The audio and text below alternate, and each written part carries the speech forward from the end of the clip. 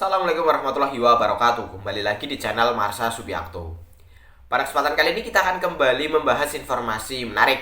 Kali ini kembali terkait dengan CPNS ya, atau calon pegawai negeri sipil yang nantinya akan diangkat sepenuhnya 100% menjadi PNS. Jadi saya yakin teman-teman sudah tahu lah ya, bahwa hari ini di tanggal 20 Agustus 2024 adalah hari pertama dimulainya pendaftaran CPNS untuk tahun anggaran 2024, yaitu tepatnya nanti di jam 5 sore ya, sekitar jam 5 lebih 45 menit kalau nggak salah. Dan BKN sudah mengeluarkan surat edaran bahwasanya nanti di jam 5, sekitar jam 5 akan dibuka untuk mulai melakukan pembuatan akun SSCASN dan mendaftar CPNS tahun anggaran 2024. Dan hari ini kembali ada informasi atau berita menarik berkaitan dengan PNS ini ya. Jadi ada beragam keuntungan yang bisa diperoleh oleh teman-teman jika lolos seleksi CPNS. Dari mulai gaji pokok, tunjangan yang melekat, kemudian ada jaminan kesehatan, jaminan ketenagakerjaan melalui Taspen, kemudian ada program beasiswa khusus untuk PNS, dan hal-hal lain yang tentunya menguntungkan bagi seseorang yang sudah diterima sebagai CPNS. Dan untuk lebih jelasnya, hal-hal apa saja, tunjangan dan fasilitas apa saja yang bisa diterima oleh seseorang yang sudah diangkat jadi PNS, kali ini kita akan coba lihat beritanya ya. Langsung saja, bagi yang penasaran, simak terus. Oke, bismillahirrahmanirrahim. Langsung saja kita mulai. Jadi inilah berita atau informasi berkaitan dengan daftar tunjangan dan fasilitas jika lolos seleksi CPNS ya.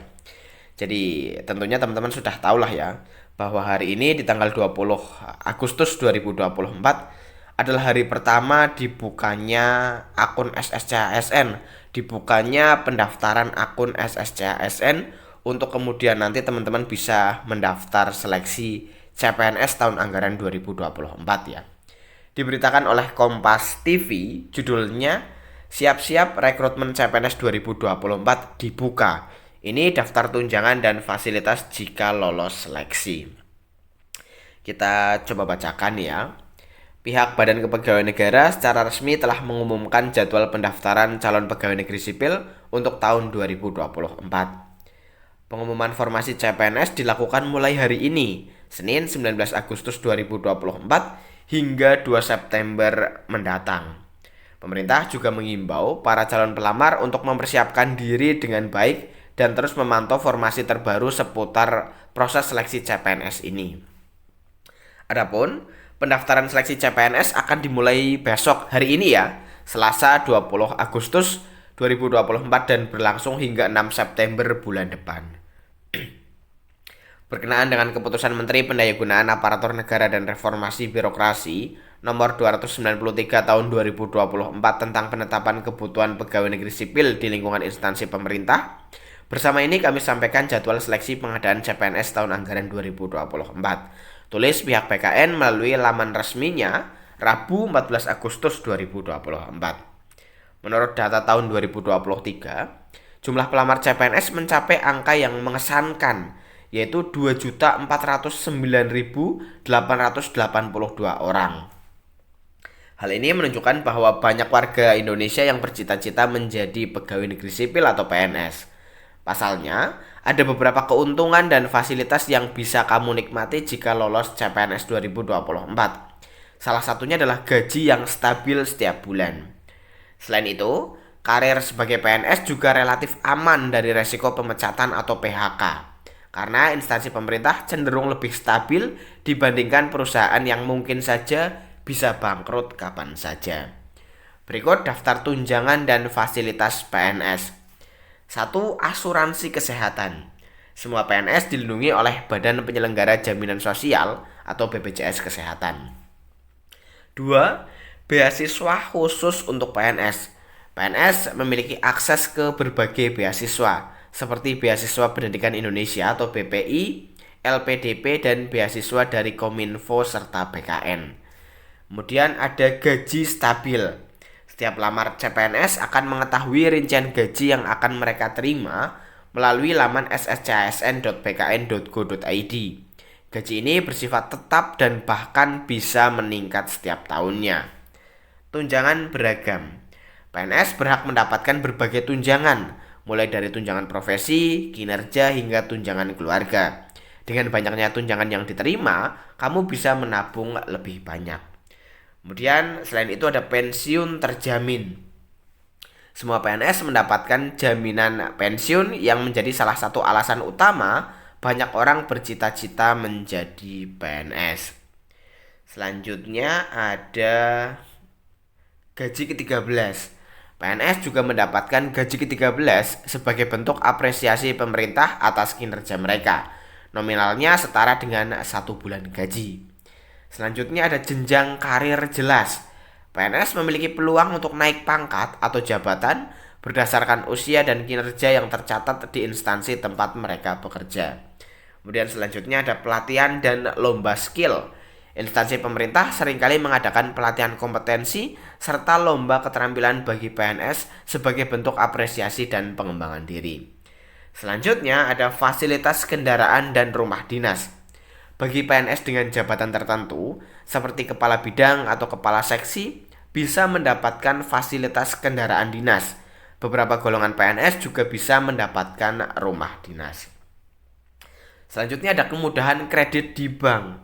PNS seringkali mendapatkan kemudahan saat mengajukan pinjaman ke bank, termasuk dalam program kredit pemilikan rumah atau KPR. Selanjutnya ada tetap bisa kuliah S2 atau S3 sambil bekerja. PNS bisa melanjutkan pendidikan ke jenjang S2 atau S3 tanpa harus berhenti bekerja dan tetap berhak atas gaji mereka. Kenaikan karir dan gaji bisa mengikuti setelah lulus. Selanjutnya ada pindah instansi atau lokasi kerja. PNS dapat mengajukan perpindahan instansi atau lokasi kerja setelah memenuhi syarat tertentu, biasanya setelah bekerja selama 10 tahun. Itu jika pindah instansi gitu ya. Artinya misal teman-teman bekerja di pemerintah daerah provinsi A, kemudian teman-teman ingin pindah ke kementerian atau pindah ke pemerintah daerah provinsi B atau pindah ke pemerintah daerah kabupaten atau kota, itu harus menandatangani surat pernyataan bahwa tidak mengajukan pindah selama 10 tahun. Berbeda halnya jika teman-teman ingin pindah atau mutasi dalam satu instansi. Misal teman-teman bekerja di OPDA, organisasi perangkat daerah A, kemudian teman-teman ingin pindah di OPDB, organisasi perangkat daerah B, itu tidak harus menunggu 10 tahun karena aturannya diserahkan ke masing-masing instansi. Teman-teman bisa pindah dengan waktu yang lebih singkat gitu ya dibandingkan pindah antar instansi. Jam kerja yang stabil ya selanjutnya. Jam kerja PNS terutama di instansi pemerintah daerah biasanya stabil setiap harinya, seperti dari jam 7.30 hingga 16 WIB. Libur akhir pekan dan hak cuti. PNS biasanya mendapatkan hak libur 2 hari setiap akhir pekan, serta hak cuti yang lebih fleksibel dan lebih lama dibandingkan pegawai swasta. Ya, jadi itulah ya, banyak sekali keuntungan dan fasilitas yang bisa didapatkan jika seseorang bisa diterima sebagai CPNS dan diangkat menjadi PNS. Jadi bagaimana menurut pendapat teman-teman dengan keuntungan dan fasilitas tersebut? Apakah teman-teman semakin tertarik untuk mendaftar sebagai CPNS pada tahun anggaran 2024 ini? Jika iya, mulai persiapkan dari sekarang, karena tentunya tidak ada kata terlambat ya. Walaupun hari ini sudah dibuka pendaftaran CPNS 2024, tentunya tidak ada kata terlambat untuk mulai mempersiapkan diri semaksimal mungkin agar bisa diterima sebagai CPNS di tahun 2024 ini. Jadi mungkin itu ya informasi yang bisa disampaikan pada kesempatan kali ini. Jika ada tanggapan atau pertanyaan berkaitan dengan hal ini, teman-teman bisa tinggalkan di kolom komentar. Terima kasih. Mohon maaf bila ada kesalahan. Wassalamualaikum warahmatullahi wabarakatuh.